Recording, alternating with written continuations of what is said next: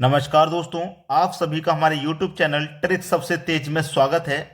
मैं आपके लिए बेहतरीन क्वेश्चन लेकर के आया हूं, पूरा वीडियो देखिएगा। चलिए स्टार्ट करते हैं। पहला सवाल है 55, 53, 56, 59, 61, 69, 31 संख्याओं की माध्यिका ज्ञात कीजिए। अब माध्यिका का मतलब क्या है भाई? क्या करना है इस क्वेश्चन में? समझ में नहीं आ रहा होगा, मैं आपको बताता हूं क्या करना है। सबसे पहले तो आप इनको आरोही क्रम में लिखिए। सबसे पहले क्या करोगे, आप इसको आरोही क्रम में लिखोगे। आरोही क्रम का मतलब है कि बढ़ते हुए क्रम में लिखोगे। तो सबसे छोटा है 31, 31 से बड़ा है 53, 53 से बड़ा है 55, और 55 से बड़ा है 56, और 56 से बड़ा है 59, और 59 से बड़ा है 61, और 61 से बड़ा है 69। ये सबको आपने बढ़ते हुए क्रम में लिख लिया। अब इसकी उसने माध्यिका पूछी है, माध्यिका ज्ञात कीजिए। माध्यिका, माध्यिका का मतलब है बीच वाली संख्या। सबसे पहले संख्याएं गिनो कितनी हैं। 1 2 3 4 5 6 7 संख्याएं। जब 7 संख्याएं तो 3 इधर से छोड़ दो, 1 2 3, और 3 इधर से छोड़ दो, 1 2 3, तो बीच में क्या बच गया? बीच में बच गया 56। यानी कि इसकी माध्यिका क्या हो जाएगी? 56। यही आपके सवाल का बिल्कुल सही जवाब है। ठीक है, 56, जो कि हमारे बी ऑप्शन में दिया गया। तो इस तरीके का सवाल कभी भी एग्जाम में आएगा तो आप पहले तो प्रश्न की भाषा को समझिए, उसके बाद में प्रश्न को कीजिए। अगर प्रश्न की भाषा आपकी समझ में नहीं आएगी तो आंसर गलत हो जाएगा। चलिए आप देखेंगे अगला क्वेश्चन। अगला प्रश्न है 120 वस्तुओं का क्रय मूल्य 80 वस्तुओं के विक्रय मूल्य के बराबर है, तो लाभ प्रतिशत बताइए। देखिए, 120 वस्तुओं का क्रय मूल्य, क्रय मूल्य यानी कि कॉस्ट प्राइस, ठीक है। 80 वस्तुओं के विक्रय मूल्य, विक्रय मूल्य मतलब selling price, selling price, selling price के बराबर है। बराबर है तो आप बराबर का साइन लगा दीजिए, ठीक है। अब देखो, अब लाभ का प्रतिशत आपको निकालना है। सबसे पहले तो कट जाएगा उसे काट देंगे, जो कट जाएगा काट देंगे। देखो, 40 से कटेगा ये 2 बार में, और 40 से कट जाएगा ये 3 बार में, ठीक है। इतना तो समझ में आ गया ना। अब देखो, 3 का मल्टीप्लाई सी पी से हो जाएगा, तो ये 3 इंटू सी पी बराबर 2 into S P selling price. अब देखो, मैं कॉस्ट प्राइस को इधर ही रखूंगा। अब ये सेलिंग प्राइस बराबर के इधर आएगा तो कॉस्ट प्राइस के बटे में सेलिंग प्राइस आ जाएगा, बराबर इधर कितना बचा है 2। अब ये 3 को मैं इधर लेके जाऊंगा तो 2 के बटे में 3 आ जाएगा। अब देखो, कॉस्ट प्राइस कितना है 2 रुपया, सेलिंग प्राइस है 3 रुपया, यानी कि 2 रुपए की चीज को आप 3 रुपए में बेच रहे हो तो फायदा मिलेगा 1 रुपए का, फायदा 1 रुपए का मिलेगा।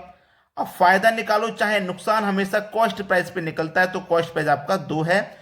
और प्रतिशत के लिए क्या करोगे आप? 100 से मल्टीप्लाई कर दोगे। तो 2 से मैं कटाऊंगा 100 को, तो ये 50 बार में कट जाएगा, और 50 का मल्टीप्लाई 1 से करेंगे तो 50 ही रहेगा, यानी कि 50% का लाभ है आपका। लाभ कितना है? 50% का है, जो किसी ऑप्शन में आपको मिल जाएगा आसानी से। तो सभी को समझ में आ गया प्रश्न। अब देखेंगे अगला सवाल।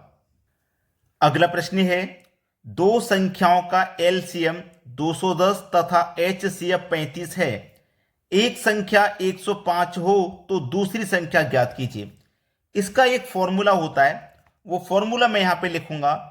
पहली संख्या गुने दूसरी संख्या बराबर एलसीएम, एलसीएम इनटू एचसीएफ। ये फॉर्मूला होता है। जिसको ये याद है अच्छी बात है, जिसको याद नहीं है वो अभी नोट कर लें, ठीक है। नोट आप कर लोगे तो आगे के लिए हमेशा के लिए याद हो जाएगा, फिर ऐसे प्रश्नों को आप आसानी से कर पाओगे। उसने बोला है एक संख्या 105 है। एक संख्या का मतलब पहली संख्या 105 है, 105। दूसरी संख्या ज्ञात करनी है, तो दूसरी संख्या ऐसे ही रहने दो, नहीं पता तो। एलसीएम पता है 210 है, एलसीएम लिख लो, इंटू एचसीएफ भी पता है 35 है। अब इसको बस कटा लेना है, आंसर आ गया। देखो, 35 से 105 ये 3 बार में कट जाएगा, और 3 से 210, 3 सत्ते 21 और 1 जीरो 70 बार में कट जाएगा। तो आपके पास ये जो दूसरी संख्या है इसका मान 70 निकल के आया है। कितना? 70। यानी कि बी ऑप्शन प्रश्न का बिल्कुल सही जवाब है। आप आसानी से कर पाओगे इन सवालों को। चलिए अब देखते हैं अगला सवाल। अगला प्रश्न है, यदि तीन संख्याएं 1:3:5 के अनुपात में हैं तथा उनका योग 10,800 है तो सबसे बड़ी संख्या ज्ञात करो। सबसे बड़ी, यदि तीन संख्याएं, देखो ये पहली संख्या, ये दूसरी संख्या और ये तीसरी संख्या, ये इनका अनुपात है आपके पास 1:3:5 और योग दे रखा आपके पास 10,800 का। ये योग है 10,800। आपको अच्छे से पता होगा कि जब योग दिया गया है तो हम अनुपातों का भी योग करेंगे। अगर अंतर दिया जाता है तो फिर अनुपातों का अंतर करते हैं, एलसीएम दिया जाता है तो अनुपातों का एलसीएम। ठीक है, यानी कि जो दिया जाता है अनुपातों की भी वही वैल्यू आप निकालते हैं। अब योग है तो अनुपात का योग करो, 1 और 3 4, 4 और 5 9 हो जाएगा। तो इस योग में अनुपात के योग से क्या करना है? डिवाइड। चलिए कर देंगे।